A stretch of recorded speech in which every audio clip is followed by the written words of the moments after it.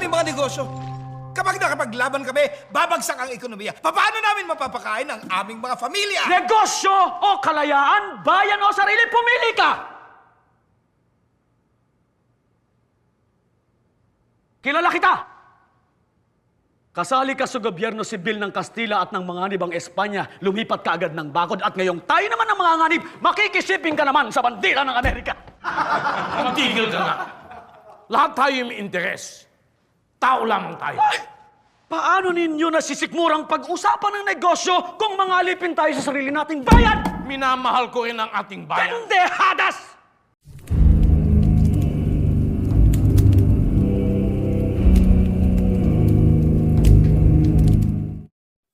Magandang araw po sa inyo lahat. Welcome po sa panibagong reaction video dito sa Makapili TV. Ngayon ito, ang pagkikwentuhan natin, itong iginawad na verdict ng korte kila Franz Castro tsaka dito kay Satoru Campo tsaka yung 11 kasama nila. So guilty yung hatlo sa kanila dun sa kasong child abuse na isinampa sa kanila ng mga katutubong lumad. So ito nangyari to 5 years ago pa.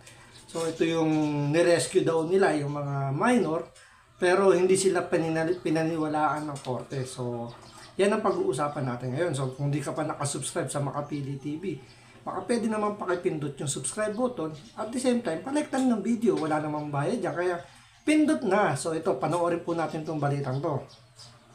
Guilty ang hatol kina ACT Teachers Party List Representative Franz Castro at dating Bayan Muna Representative Satoru Ocampo para sa kasong child abuse. Si Castro naging emosyonal nang malaman ang desisyon ng korte pero lalaban. Siyempre magiging emosyonal, hindi pabor sa kanya eh. Siyempre iisipin na naman nitong mga to, kumbaga meron na namang kinikilingan ng ating batas. So ganyan naman lagi yung mga yung mga script ng mga yan. Kapag hindi sa bagay, kahit naman sino, usually ganun talaga yung nagiging reaction na pag hindi pumabor sa kanila yung hustisya, nagkakaroon sila ng kakaibang impression tulad nito ni Franz Castro at ni Satoru Campo. Pero alam naman natin pagdating sa kanila, yung hustisya talagang hindi kumbaga lagi sa kanilang gusto nila laging pabor sa kanila. Kung hindi pa pabor sa kanila, aakusahan nila yung gobyerno na ginikipit lang sila. 'Di ba? So tuloy. Daw siya. Nasa frontline ng balitang yan, si Marian Enriquez.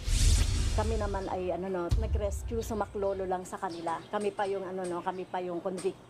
Nag-rescue lang daw sila ng mga minor. So, meron bang nag-rescue na hindi man lang sila coordinate sa barangay, sa pulis o sa militar? So, kapag kinuha mo kasi yung minor nang walang consent ng kanilang parents or guardian, pwedeng ituring na kidnapping. So, hindi lang basta consent na verbal ang kailangan dito. So, kailangan dito may written na consent dahil itatransport nyo yung mga minor. So, yun yung naging dahilan bakit sa palagay natin bakit naghatulan sila ng guilty dahil nga sinasabi nga nila na wala nga daw parent consent or parental consent yung pagbitbit nila doon sa mga minor. At kami yung mapaparusahan. Nanindigan si ACT Teachers Party List Representative Franz Castro na wala silang ginawang masama ni dating Bayan Muna Representative Satoru Ocampo. Kasunod yan ng hatol na guilty sa kanila ng Tagum City Regional Trial Court Branch 2 para sa kasong child abuse. Hindi naiwasan ni Castro ang maging emosyonal sa desisyon. As teacher, ang naging trabaho ko naman talaga ay pangalagaan yung kapakanan ng mga... As teacher, so teacher pala siya. Pero hindi niya alam na meron palang batas na kailangan na magbitbit ng parental consent or ng parents consent kapag itatransport nyo yung mga minor. So nagkataon na congresswoman ka, tapos teacher ka pa, hindi mo alam na kailangan pala ng consent sa mga ganyang bagay. Di ba dapat kayo yung mas nakakaalam kasi kayo yung mas aral kumpara dun sa mga magulang ng mga katutubong lumad na nag-aaral. Siyempre, kung mga nag-aaral, yung mga bata lang yung mga nag-aaral. So, kalimitan talaga, sad to say, talaga yung mga parents nila, hindi talaga nakakatungtong ng, paaralan. So, wala talaga silang knowledge pagdating sa mga karapatan na sinasabi ng batas. So, hindi nila alam na kailangan pa nilang gumawa ng mga written consent para i-transport. So, dapat kayo yung mas nakakaalam dahil teacher ka pa man din, sabi mo. Siyempre, tapos congresswoman pa kayo. So, dapat nasa inyo yung yung pag-i-initiate na kausapin yung mga magulang ng mga katutubo na kailangan nyo silang i-transport. Kailangan nyo silang i-rescue. Di ba? At the same time, bakit hindi man lang kayo nag-coordinate sa barangay, sa police, or sa militar?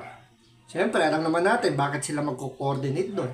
Dahil siguro, meron silang ibang intention. Kasi nga maraming aligasyon yung sinasabi nga, di ba? Na ito talagang open secret naman daw talaga to na may mga pangyayari na binibit-bit daw talaga itong mga katutubo natin na dinadala daw sa bundok para maging NPA fighters. So, siguro lang, kaya siguro hindi sila nakipag-coordinate at yun yung nakita ng korte na may intention kaya nabigyan ng probable cause yung ikinaso sa kanila. Tandaan nyo, hindi lang child abuse yung ikinaso dito sa mga to. Kasama rito yung human trafficking tsaka kidnapping. So, maswerte nga lang ibinaba. Mabait pa nga sa kanila yung korte. Ibinaba yung kaso sa child abuse. Kasi kung ang isinampa yung trafficking tsaka yung child kidnapping, malamang reclusion perpetua yung ibigay dito sa mga to. Dahil nga ibinaba yung kaso, siyempre hindi natin alam kung ano yung reason dyan ng korte, pero anyway, yan na, may verdict na talaga, is guilty. Ibinaba lang sa child abuse, which is yung ngayon sa 7610, yung child abuse law. So, yung batas na yan, mga congressman din yung although hindi sila yung author, pero dinideliberate naman yan sa kongreso. So, nalalaman nila yan. So, bakit hindi nila alam na kapag magta-transport sila ng mga minor, kailangan nilang kumuha ng consent? Or sinadya ba nila na hindi sila kumuha dahil baka nga iba yung kanilang intention, or hindi sila, hindi sila tiwala sa pamahalaan natin, sa barangay natin, sa mga kapulisan? Bakit nag-party list pa kayo sa kongreso, which is part yan ng gobyerno? Kung hindi pala kayo nagtitiwala sa kapulisan, sa kasundaluhan natin. So, hindi nyo may aalis din sa ibang tao na ang iniisip talaga, baka nga dalhin nyo sa bundok ng mga minor at gawin yung NPA fighters. Kasi nga, di ba, may mga allegation na nga na sinasabi, kumukuha nga sila ng mga katutubo, ng mga kabataan dito sa Metro Manila, and dinadala sa mga malalayong bundok, doon tinitrain para maging NPA. So, hindi natin pwedeng sabihin, o kahit sabihin yung i-deny nyo yung gano'n nangyayari, mayroong mga nakukuhang ebidensya, may mga patunay na totoong nangyayari yun. Estudyante, at syempre yung pagbibigay ng knowledge, at ganitong kaso pa, hindi kakasa sa akin, yung child abuse. Kaya parang masama yung loob ko sa ganitong desisyon ng judge.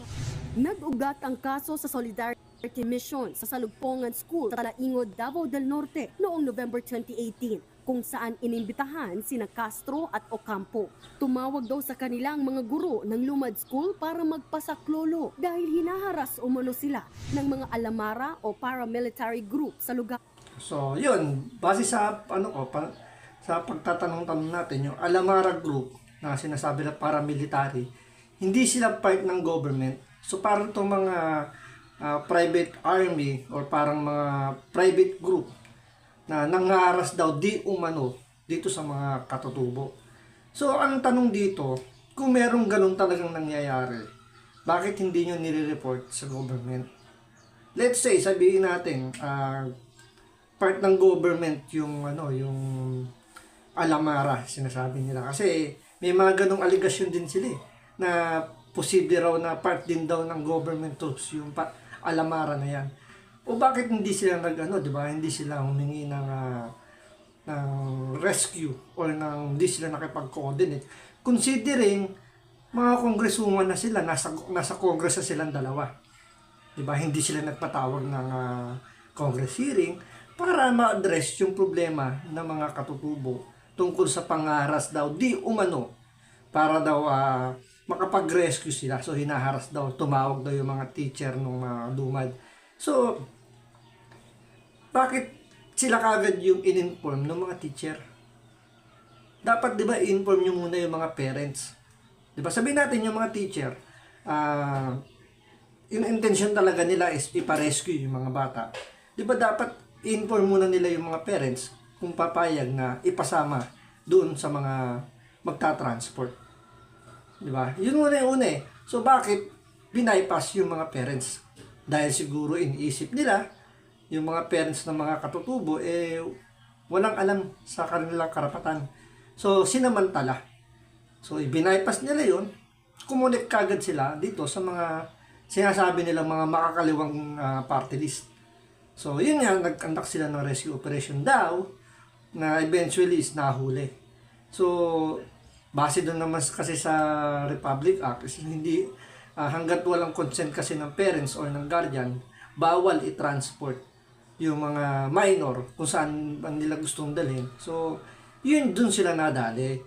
Pero nyo, galing sila sa kongreso, naturingan pang teacher, hindi nila alam na may ganun palang batas na dapat sila yung mas nakakaalam. So dapat mas sila yung nagbibigay ng proteksyon dun sa mga katutubo, especially sa mga magulang, na hindi alam yung kanilang karapatan. Sila mismo yung nananamantala dun sa karapatan na hindi alam ng mga katutubo. Considering teacher at party list representative, congressman, or yung representative sila. Diba? Nakakalungkot, nakakainis, nakakadismaya. Na, tapos sila pa yung sasabihin na pakiramdam nila hindi sila nabigyan ng tamang hustisya. 5 taon nang lumipas, hindi pa ba sapat yun para ipagtanggol nyo yung sarili nyo? Na kitang-kita naman na base sa nilabas na hatol ng korte, talagang mas kapanipaniwala na talagang may child abuse. Kung tutusin nga, dapat sinama pa yung yung kidnapping Tsaka yung human trafficking, medyo sabihin natin, malabnaw. Pero yung kidnapping, kasi inilayo sa magulang, hindi in-inform So, ibig sabihin, may sapilitang pagkuha sa mga minor. So, hindi lang natin alam kung bakit hindi naisama. Pero anyway, yun nga, guilty pa rin naman yung verdict. So, kailangan nilang harapin. Dito na inakusahan ng grupo ni Castro na tumangay umano sa 14 na estudyanteng lumad sa naturang misyon. Wala raw kasulatan na pumayag ang mga magulang ng mga estudyante nang sumama kina Castro at Ocampo. Sa parehong taon, inaresto sina Castro at Ocampo pero nakalaya sila matapos magpiyansa. Giit nila, hindi nila dinukot ang mga bata, kundi sinagip nila ang mga ito. At any rate, we deny all of the allegations. Yung existing bail bonds namin dun sa kaso ay tinuring at tinanggap ng korte na applicable sa period ng appeal. So, hindi kami pwedeng arrestuin. Ayon sa desisyon ng korte, may sapat na ebidensyang nagpapatunay na nilagay nila sa alanganin ang kaligtasan ng mga lumad na estudyante. Paglabag daw yan sa Providing for Special Protection Against Child Abuse, Exploitation and Discrimination Act. Matatanda ang unang kasong inihain laban sa grupo ni Castro ay kidnapping at child trafficking. Pero ang kasong child abuse na lang ang iniwan ng prosecutor. Maaari silang makulong ng 4 hanggang 6 na taon at Meron pa nga dyan ang kwento nga daw dyan, pinaglakad pa nga daw itong mga minor sa kung saan yung pinaka-hotspot ba ng mga sinasabing dinadaanan ng mga NPA nagiging common battleground na ng mga government troops tsaka ng mga NPA. So tapos yung terrain daw mabangin pa. So may mga madamo, mga ganun ba. So yun yung isa sa mga tiningnan din daw ng korte dahil nga iniligay nila sa sa kapamahakan yung mga kabataan dahil what if nga naman natuklaw ng ahas dyan dahil nga yung dinaanan nila masukal, and then bangin pa kung nalaglag doon. At the same time, yun nga, common battleground daw yan ng mga NPA tsaka ng government troops. Paano kung napagkamalang mga NPA? So, nagkaroon ng enkwentro, malamang sa malamang, naipit pa yung, yung mga kasundaluhan natin na syempre, hindi naman nila alam na, ayun, mga minor pala. Syempre, hindi naman yan yung, sabihin natin, harap-harapang yung face-to-face battle. Hindi, syempre, may mga distansya, hindi mo naman hindi mo mamumukhaan kagad kung minor ba yan o hindi. Malalaman mo na lang yan kapag diba? Pag tapos na yung bakbakan. So, doon pa lang, pumasok sila doon sa child abuse. Yung nga lang, maswerte pa rin sila, ibinaba yung kaso. Diba? Kung tutusin, dapat nga, may part pa rin nga dapat ng kidnapping doon. Kasi nga, wala nga ng consent eh. Although, kasi pag kidnapping, siguro kailangan may force, 'di ba? May force na binitbit mo yung mga bata. Pero syempre mga minor 'yan eh. Malay ba naman natin kung anong nangyari along the way habang tinatransfer nila from the school papunta dun sa sasakyan. So hindi natin alam. Pero yun nga, child abuse lang. So mabait pa rin sa kanila yung korte. Pero umiiyak-iyak pa rin sila na bakit daw sila hinatulang guilty, nag-rescue lang daw sila diyan. Siyempre, titingnan din dyan ng korte, asan yung coordination nyo kung talagang nag-rescue kayo. Allowed ba kayo nyo mag-rescue ng ganong kalayo? Since nga yung area, sinasabi nga nila na talagang madalas may nangyayari encounter doon, dapat humingi kayo ng coordination. Yun, diba? Siguro yun yung nga tinignan ng korte dyan. Dapat humingi kayo ng coordination na mag-rescue kayo. Pero yun nga, inilagay kasi nila yung nagmagaling ba? Pinakamadaling salita, nagmagaling. So, sila yung nag-rescue. O kaya nangyari, ang ending, guilty. Kasi nga, andun pa rin yung paniniwala ng, although wala pang, kumbaga wala pang hatol dyan yung korte. Wala naman na isasampang kaso siguro. Pero syempre, kapag meron na pinaniniwalaan din siguro ng marami na talagang binibitbit yung mga katutubo para gawing para maging NPA fighters. Kasi marami nang sumuko Marami nagpapatunay na mga surrenderies na sinasabi, dinadala nga sila sa bundok para yung i-train para maging fighter ng NPA. So, sinasabi nga nila talagang at atong grupong to konektado daw dun sa NPA. So, talagang hindi maiaalis talaga sa mga kababayan natin na isipin, ibibitbitin talaga sa bundok. Pagmultahin ng hanggang 20,000 piso. Sa kabila ng pagsubok, hindi raw ito makaaapekto sa desisyon ni ACT Teachers Party List Representative Franz Castro na tumakbo sa pagkasenador sa midterm elections sa susunod na taon. Ipagpapatuloy daw niya ang pakikipaglaban para sa mga estudyante at guro na walang boses. Iaapila naman ng kampo ni Castro ang desisyon ng korte. Maghahain din sila. Well, karapatan naman talaga nila yan. So, hindi pa naman sila automatic aarestuhin para ikulong. So, magpa-appel pa yan ng MR, Motion for Reconsideration. At the same time, iakit pa yan sa Court of Appeals. So, medyo matagal pa yan. Kasi after ng Court of Appeals, iakit pa uli yan sa Supreme Court. So, dalawang korte pa yung dadaanan. Pero bago dumaan pa kasi ng ng Court of Appeals. So, mag-MR muna yan. So, doon didinggin pa yan kung may basihan ba yung kanilang motion na balita rin yung yung hatol.